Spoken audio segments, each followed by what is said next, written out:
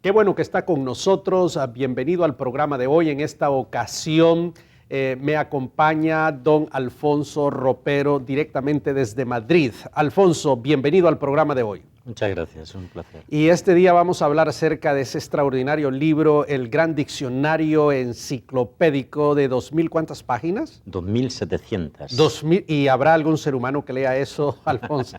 Espero que no, que lo lea poco a poco, Okay. no de golpe. Bueno, pero aquí sí tenemos a una persona que sí lo ha leído. Naturalmente. Y entonces, ¿cuántos artículos tiene? Tiene 4.500 artículos. 4.500, y tú te has leído los 4.500 artículos. Y varias veces repasarlos, retocarlos. Sí, ha sido, y más de esos 4.500, pero no han sido incluidos todos. Queremos decirle a las personas que nos están viendo que el Gran Diccionario Enciclopédico es, digamos, el diccionario enciclopédico más completo en la lengua castellana que existe en la actualidad. ¿Podemos decir eso? Yo creo que sí, y lo es. No solamente lo decimos lo que lo hemos dicho, escrito, yo soy el editor general, colaboran unas 100 personas, sino también algunos críticos. Por ejemplo, en España hay el autor de un gran diccionario bíblico, que es católico, y él mismo dice, en una reseña de nuestro diccionario, que es evangélico, él dice que este diccionario deja al suyo en pañales, o sea, en algo chiquito, algo pequeño, comparativamente hablando, ¿no? Ahora, digámosle a la gente qué es un diccionario enciclopédico. Bueno, es una herramienta para profundizar en el estudio bíblico, en todo lo que tiene que ver con el mundo bíblico, la cultura, la geografía, la zoología, personajes, ideas, religiones, imperios. Se da mucha importancia al aspecto histórico, ya que la Biblia, por ejemplo, nos informa de los asirios o los elamitas en relación a Israel. Aparte de eso no sabemos casi nada por la Biblia, pero los descubrimientos arqueológicos, hoy sabemos mucho de quiénes eran los asirios, quiénes eran los elamitas o edomitas. O sea que el diccionario enciclopédico sirve para eso, para dilucidar cualquier incógnita que haya en las personas que leen la Biblia, como por ejemplo quiénes fueron los sirios, qué significa la palabra eunuco, por ejemplo. Por ejemplo. Cuestiones culturales. También sí hay cuestiones culturales, por ejemplo, qué significa si te dan en una mejilla, vuelve a la otra para que te den otra cachetada. También, está explicado la palabra eso. Mejilla está, la palabra bofetada, la palabra, incluso no solamente se habla de la palabra mano, según te den con la derecha o la izquierda, era más vergonzoso o no vergonzoso. A ver, hablemos de eso un poquito para que abramos el apetito a los televidentes y digan, no, ese diccionario tenemos que comprarlo ya. A mí me ha sorprendido que algunos pastores me han dicho, porque el diccionario lleva ya un año en circulación, que utilizan algunos artículos para hacer el bosquejo de los sermones, ya que si quieren predicar sobre la santidad, ahí habrán, el diccionario es muy pedagógico. Pero vamos a lo de la mano izquierda y derecha. Bueno, en la antigüedad se pensaba que si te bofetean con la mano izquierda era un insulto más grave que la derecha. Ah, ¿de verdad? ¿Por qué? A ver, veamos. Sí, pues eran mentalidades. Todavía en nuestras culturas, las personas que eran zurdas se le obligaba a escribir con la derecha. Bueno, pues eso se debe a... O sea que si se le abofeteaba con la izquierda era mayor el agravio. Porque se le daba así, del revés, en lugar de darle con la palma de la mano. Era como un desprecio, no se molestaba ni en darle un buen cachete. Bueno, era el menosprecio total. Eso es interesante, ¿verdad? Bueno, y aquí vamos a abrir el apetito, no nos vamos a meter al rollo, pero digámoselo para que la gente diga, no, esto tenemos que comprarlo. Eunuco, esa palabra, ¿qué significa en el idioma original, Alfonso?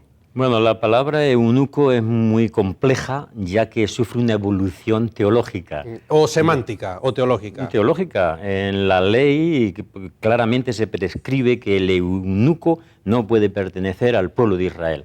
Pero en el profeta Isaías se da la buena nueva de que el eunuco pasará a formar parte de la comunidad santa de Israel.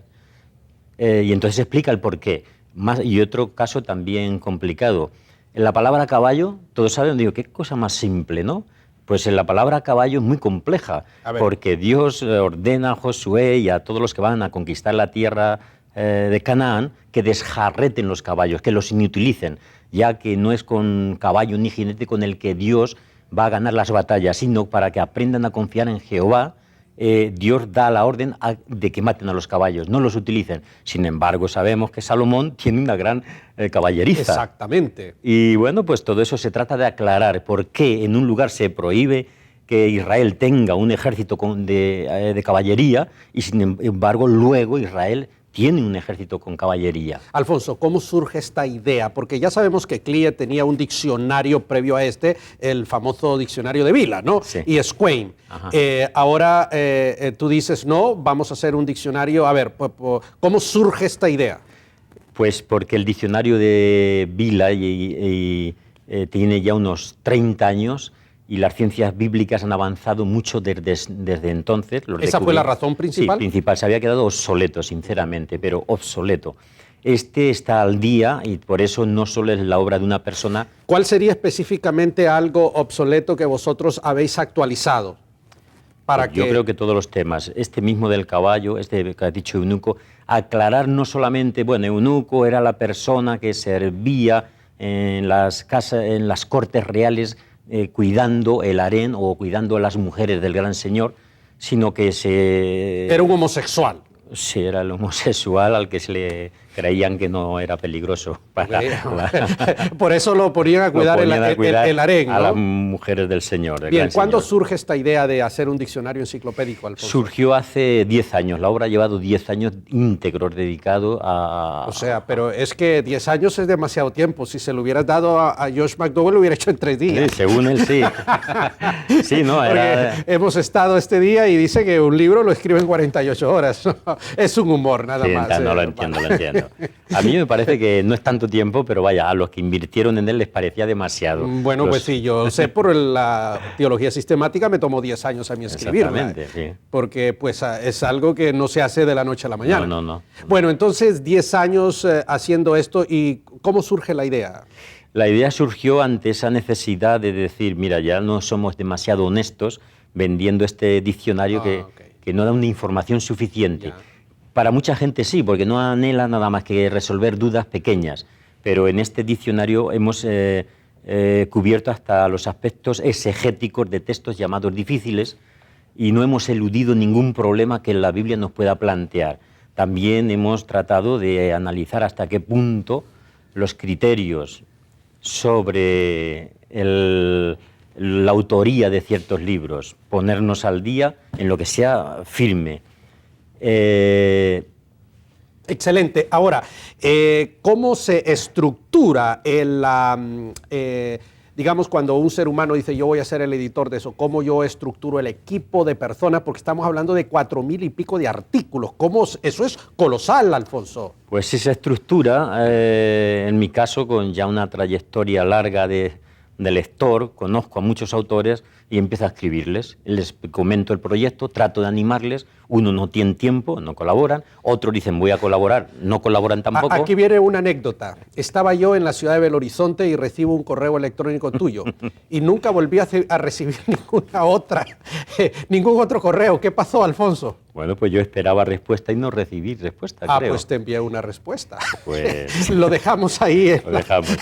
Entonces sí, en una segunda edición... Lo menciono por el tema de cómo es que tú estructuras. O sea que tú lanzaste más de 4.000. Sí. Y bueno, uno de ellos fui yo recibí el correo. Exactamente, queríamos contar contigo y con otros, y muchos no contestaron. Yo di el silencio por como que no querían colaborar o no tenían tiempo. Y poco a poco pues fui buscando más y más autores y ampliando... ¿Pero hubo otra persona cerca de ti trabajando? No, solamente dependía de mí todo el esfuerzo de escribir a estas personas, animarles, y no solamente han colaborado evangélicos o cristianos. Pero un libro no lo escribe, aún el editor no trabaja solo, se necesita una serie de personas para lecturas, pruebas, correcciones. Bueno, eso ya sí, el proceso posterior, un tal Tellería, que es profesor de griego y de hebreo, él revisó que no hubiese errores porque todas las palabras van precedidas de la palabra original en hebreo, en griego y también en latín, porque la primera versión aún... Ahora, por ejemplo, ¿cómo fue el proceso de decidir qué se ponía y qué no se ponía? ¿Qué se tomó en base? Bueno, en base tomé un diccionario que se publicó en España en los años 70 en 6 volúmenes. Veamos. Y entonces yo seguía todo lo que ellos habían incluido y lo que yo creía que tenía que estar.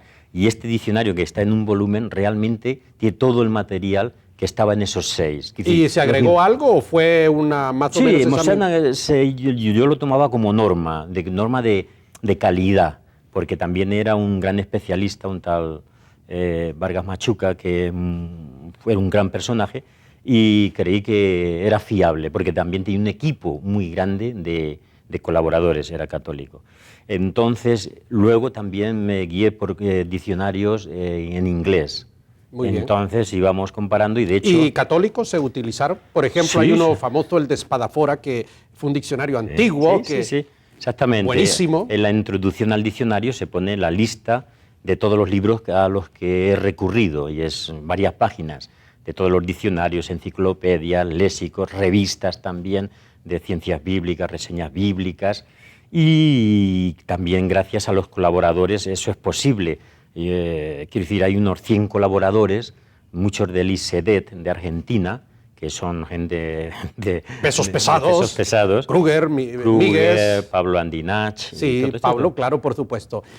Alfonso, vamos a ir a una pausa y en la próxima pues vamos a seguir hablando de este interesantísimo tema del diccionario enciclopédico. No se vaya, quédese con nosotros, el próximo segmento promete muchísimo.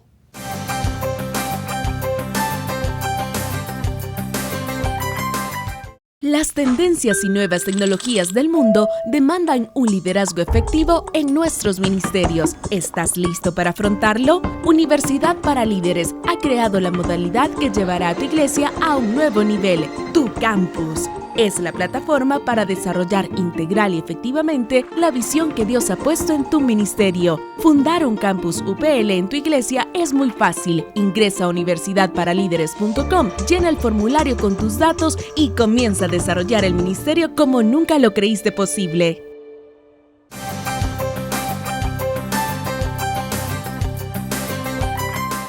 Qué bueno que está con nosotros. Estamos hablando del gran diccionario enciclopédico que la editorial CLIE recientemente ha publicado. Alfonso, es un extraordinario trabajo colosal, 10 años dirigiendo 4.500 artículos. Hablemos de los autores. ¿Quiénes fueron los autores, Alfonso? Pues han sido del todo el espectro evangélico, no solo de España, que han sido los menos colaboradores, sino de toda Latinoamérica, también algunos que viven en Estados Unidos, pero hay una novedad. Abrimos las puertas a aquellos católicos que creemos que tienen algo que aportar, tanto en España como argentinos. ¿Qué católicos, por ejemplo, hicieron aportes? Xavier Picaza, que fue el rector de la Universidad Pontificia de Salamanca. Ah, hombre, Salamanca, mira. Luego Ariel Álvarez Valdés, que es de Santiago del Estero, de la Universidad de Santiago del Estero. ¿Eso suena a la Argentina? Ese está en Argentina. Ya, muy bien. También hemos incluido autores judíos en temas que son propios de ellos, ya que hablamos del Talmud y la exégesis judía. Es que son las personas autorizadas para hablar de esos temas. Exactamente. Entonces, fíjate que para el tema de los manuscritos del Mar Muerto, el que ha hecho el artículo es el director del Museo del Libro de Jerusalén. Hombre, sí, y él ha colaborado. Son palabras mayores. ¿Y Samuel Pagán en qué colaboró? Samuel Pagán también colabora sobre todo en libros, o sea, por ejemplo, los Salmos, autoría de los Salmos, contenido de los Salmos. René Kruger. René Kruger trata temas como diáspora y algunos de estos. Irene Fols. Ella trata un tema polémico, la palabra cabeza en griego, en relación a la mujer. A ver, ¿qué quiere decir eso? A ver. Bueno, ahora no vamos a entrar en esto porque tendría que hacer memoria, ya que lo escribe ella, pero ella ya quiere dar una visión, por decirlo así. ¿El Satamés? No, machista. El Satamés, la carta de Santiago y también creo que la carta de Romanos. ¿Justo González? Justo González no colaboró. No colaboró. Se le escribió, pero no. Andinach, por ejemplo. Pablo Andinach sí hace varios libros proféticos. Joel, Jonás. Él es libros también. Los colaboradores normalmente han hecho obras más extensas, artículos más extensos. ¿Carballosa trabajó en Carballosa tampoco colaboró. No trabajó Carballosa, entonces. Muy bien. ¿Y de España qué otras personas hubo en ese proyecto? De España carta, tengo que hacer memoria. Ignacio Simal, Ignacio Simal, exactamente. Ya, fue una carta apostólica. De la o dos. IE en Barcelona, Sí, de la exactamente. Hospitalet, de la Iglesia Hospitalet, de la sí, y Hospitalet, también sí. Pedro Zamora. Pedro Zamora, sí. Él claro. colabora Ya. y... José Martínez colaboró en este José trabajo? María Martínez también, Hombre, ya el padre. es toda sí. una institución, Sí, es hombre, también claro, faltaba más. Una colaboración casi honorífica, ¿no? Por hombre. su edad y su Sí, todo lo que él, representatividad, todo lo que representa. Y ¿sabes? seguro que si don Francisco La Cueva hubiese estado vivo, hubiese sido una de las personas principales, ¿no es cierto? Pues la verdad es que está en el diccionario. A ver, veamos cómo es eso que esté en el diccionario, don Sí, Francisco. lo hemos a nivel también de memorial, ¿no? De todo lo que él representó en el estudio bíblico. Él escribió para nosotros también un diccionario teológico. Entonces hemos entresacado y en mi caso he editado la obra, le he añadido varios aspectos, pero hemos entresacado temas como elección, redención, expiación. O ese tipo de términos teológicos bien puntuales exactamente, que él manejaba. Y que él los manejaba y siempre desde un punto de vista muy bíblico. Claro. Entonces nos era útil. José Grau todavía José ya estaba Grau vivo, ¿no? Estaba muy mayor y Ya veía estaba en ese momento muy poco Ya. y decía que él no podía, tenía Ya. ahora tiempo. Samuel dedicarse. Escobar, por ejemplo, colaboró en este trabajo. Samuel Escobar no, tampoco colaboró. Ya, no, entiendo. No están todos los que yo me gustaría, pero o bien por mi culpa o bien de quien sea, esperamos que en la próxima edición... Bueno, ¿y por qué se habla? ¿Ya se está pensando en una próxima edición? Bueno, porque por fuerza pensamos que a los 4 o 5 años ya hay que revisarlo un poco.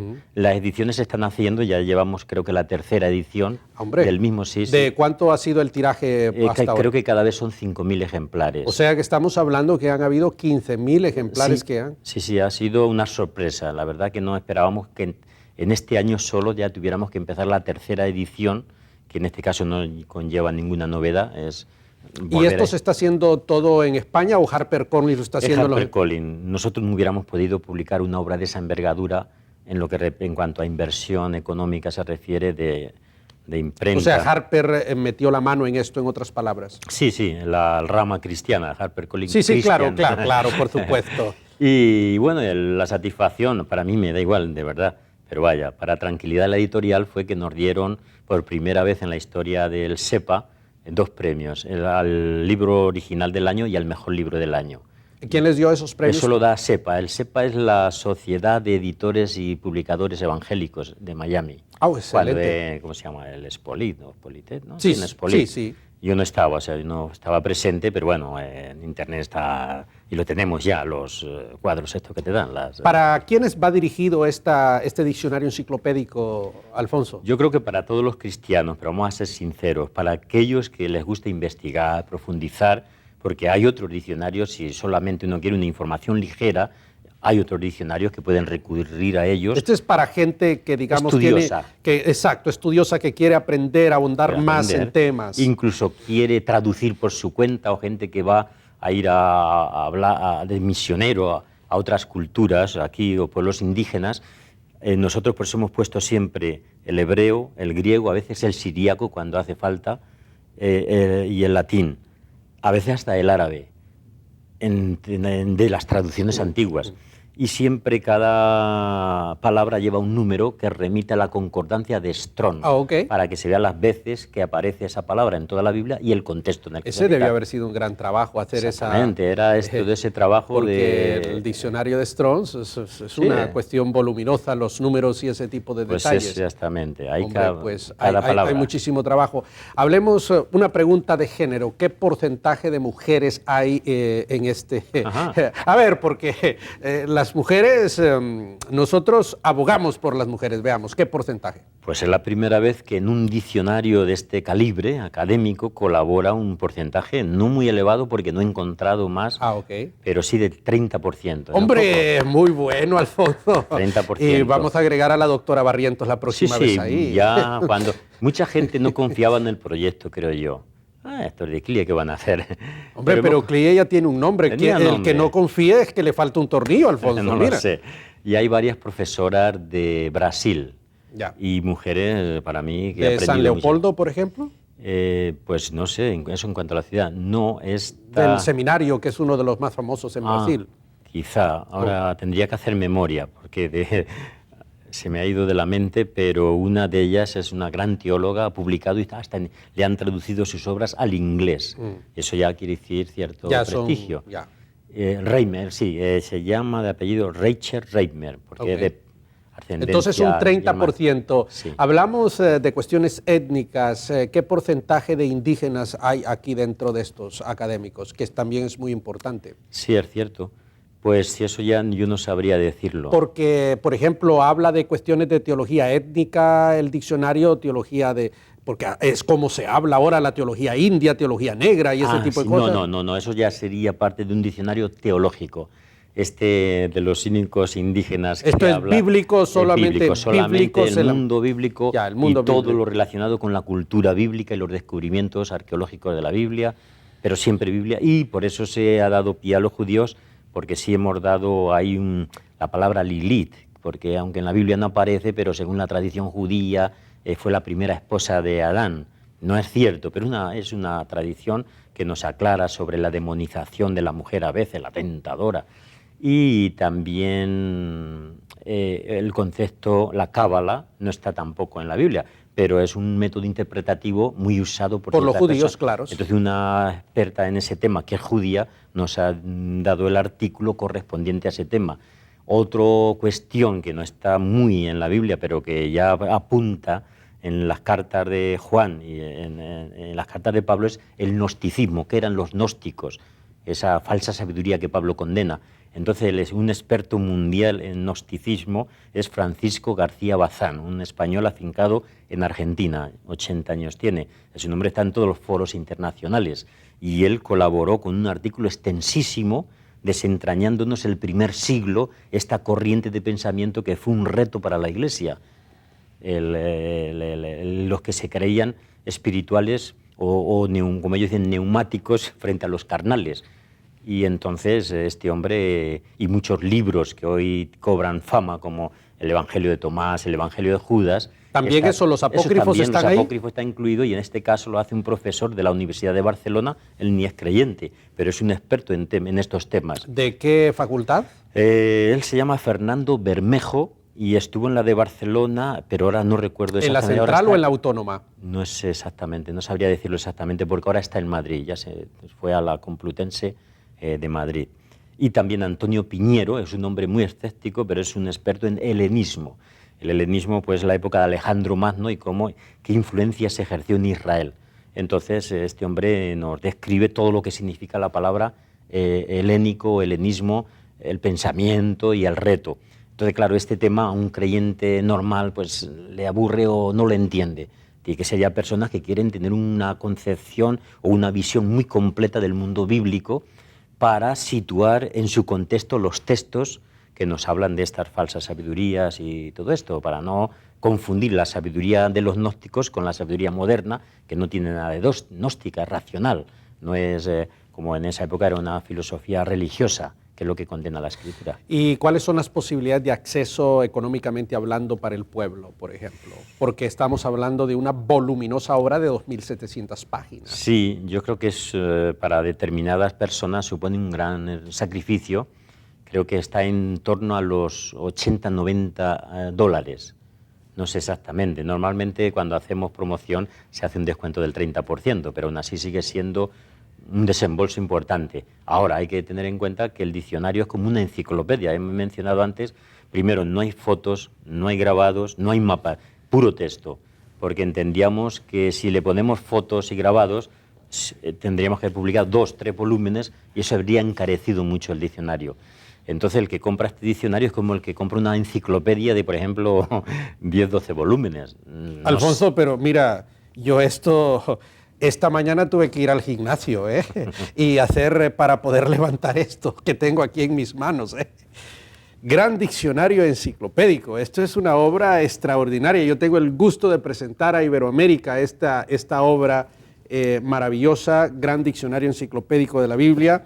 Editor general don Alfonso Ropero Berzosa, que está aquí, en vivo y a todo color. 4.500 artículos, 30% de mujeres. ¿Cuántos autores? Hay unos 100. 100 autores. O sea que hay un promedio de unos 4 o 5 artículos por autor o... Bueno, no sabría decirlo. ¿Tú cuántos escribiste, por ejemplo? Muchos. Muchos, 200, 300 artículos. Más. Oh, todo mi respeto. Esta es una obra de 10 años. Felicidades. Yo creo que esta es una contribución muy importante para la Iglesia. Es muy importante. Este es un trabajo que merece la pena que las personas la estudien, la leen. Es una obra de referencia, ¿no? Así es, una obra de referencia. Xavier Picaza, este catedrático de la Pontificia de Salamanca, él dijo que desde los días de la traducción de Reina Valera los protestantes españoles no habían hecho nada igual semejante a una obra como esta. O sea, que él le equipara este diccionario, yo creo que demasiado, lo equipara a la traducción de Reina Valera. En cuanto a un paso que ha dado la Iglesia Evangélica Española, que normalmente siempre ha sido consagrada, los evangélicos en el plan del estudio bíblico y la crítica bíblica nos tienen casi por mediocres, que no tenemos capacidad porque tergiversamos la escritura solo en beneficio de nuestras propias doctrinas. Y esta obra ha demostrado que respetamos las ciencias bíblicas y que estamos capacitados. El pueblo latino solo publica, colaboran latinos o extranjeros que viven en nuestros países, que tienen el idioma español, porque queríamos que fuese una obra para demostrar la madurez de nuestro pueblo, que no tenemos ya que depender solo de traducciones del inglés o del alemán. El pueblo latino, todos lo sabemos, cada vez está desarrollando mejores pensadores y estudiosos. Sin lugar a dudas. Alfonso, yo quiero agradecerte por haberme acompañado en el programa de hoy. Yo estoy muy honrado de compartir este escenario contigo y este libro, El Gran Diccionario Enciclopédico de la Biblia. Quiero recomendarte altamente este libro, una obra de referencia, la más completa en el idioma castellano, 4.500 artículos, escrito por más de 100 eruditos. Don Alfonso Ropero es el editor de este trabajo, es publicado por la editorial CLIE, la primera editorial del mundo hispano. Qué bueno que has estado con nosotros y te animamos a instruirte en las cosas bíblicas. Muchas gracias. ¿Te gustaría conocer las grandes doctrinas de la fe cristiana y hacer un estudio panorámico de ellas?